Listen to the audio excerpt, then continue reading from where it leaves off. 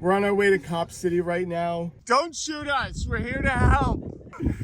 We're totally getting shot, aren't we? I wanted to look for a place to volunteer to help build Cop City.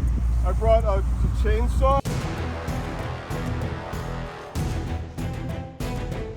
Tell me about Cop City. Well, Cop City is a $90 million militarized police training facility that the city of Atlanta is trying to dump in the middle of the blackest part of southeast Atlanta and unincorporated DeKalb County. Cop City would be equipped with a mock city for urban warfare training, complete with a bomb testing facility, a Black Hawk helicopter landing pad, a mock apartment complex where they could scale buildings and pretend to break into people's houses and blow their up and terrorize the community. Cop City would also be equipped with community meeting rooms for those who support the Atlanta Police Foundation and all of their shenanigans to be able to meet. And oh, I forgot, a nice walking path right through the middle of it. Wow. We're on our way to Cop City right now. We just want to help build Cop City. We're going to offer our help. Yeah, this is, it's like 100 acres that they're taking up. Yeah. Basically turning the Atlanta police into a military. Yeah. Regional Youth Detention Center. That's interesting. It's also a drug, it's a sign that says drug-free school zone. I love it. I love it. It's a youth detention center and they put up a sign that said drug-free school zone. The fucking balls on them to say that. Sorry, wrong spot. Where is it? You can go straight up. Straight up that way? Yeah. Thank you. Perfect. Thank you for your service. That's the cop. How you doing? We're trying to find Cop City. We came to help build Cop City, and we brought a chainsaw to help cut down the trees. We just need like an extension cord, but where do we help to volunteer? All right. We'll go. Thank you. Thank you for your service. Thank you, sir. I wanted to look for a place to volunteer to help build Cop City. I brought a chainsaw. Here we go. Here's Cop City. We're gonna pull over. There's a cop pulling us over right now. We can't be pulling into the site, though. All right, yeah, okay? yes, so we sir. gotta back up, all right? All right, yes, All sir. right, Sorry okay, about that. thank Sorry you, about that. thank you. All right, thanks, sir. Thank you for your service. Thank you.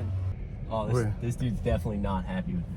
Oh wait, here. We're good. We're trying to volunteer to help build Cop City. So you want to build Cop City? Well, no, because I heard they're building it. We wanted to help volunteer to help build it and cut down trees. All right, so basically you guys stopped. You wanted to know if you could help build the... Yes, Cop City, yeah. Cop City. Yeah, we brought, just so if you could also write down that we brought a chainsaw.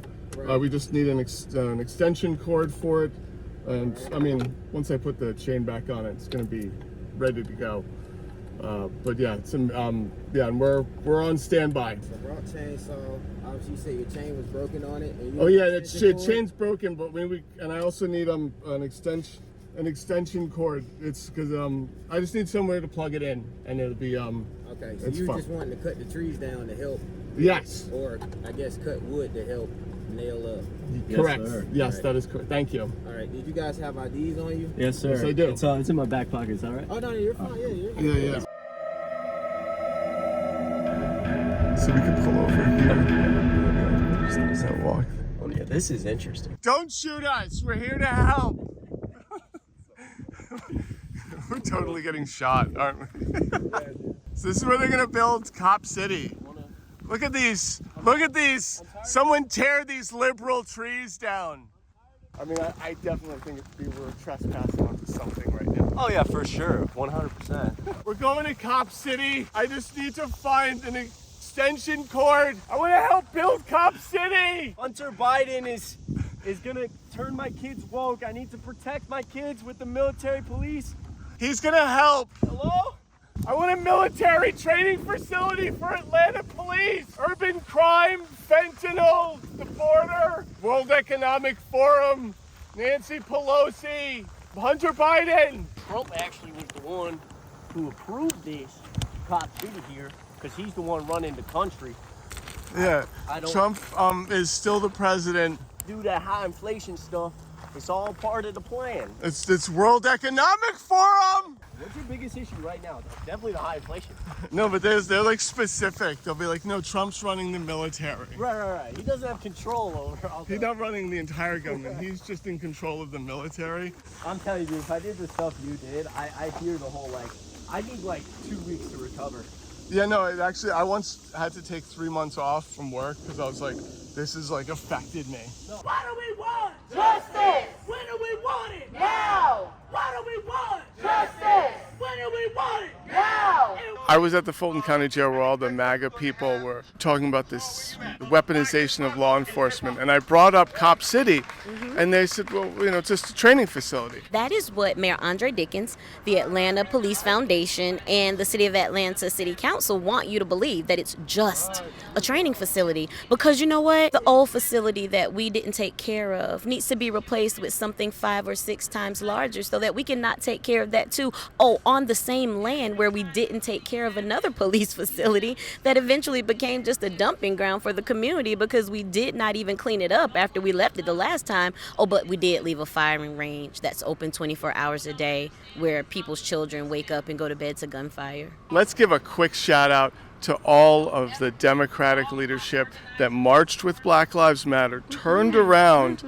and voted for Cop City. Let's give a big shout out to Mayor Andre Dickens, Council members Michael Julian Bond, Andrea Boone, Marcy Collier Overstreet, Mary Norwood, Dustin Hillis, Matt Westmoreland, Alex Wan, Howard Shook, and there are 2 more council members who were not on council at the time, but were markedly quiet, though, on this. Jason Dozier and Jason Winston. And oh, we cannot forget about Byron Amos. He gets a special shout out because he represents the district that is also the victim of environmental racism, the same as the land where they want to build Cop City. And those residents have a very bad problem with lead in their water, and the EPA came out to try to help the residents mitigate that, and Byron Amos did not even do the least that he could do and send a letter to constituents to say, hey, the EPA is here, they want to help you with your lead problem, come out and let us help you.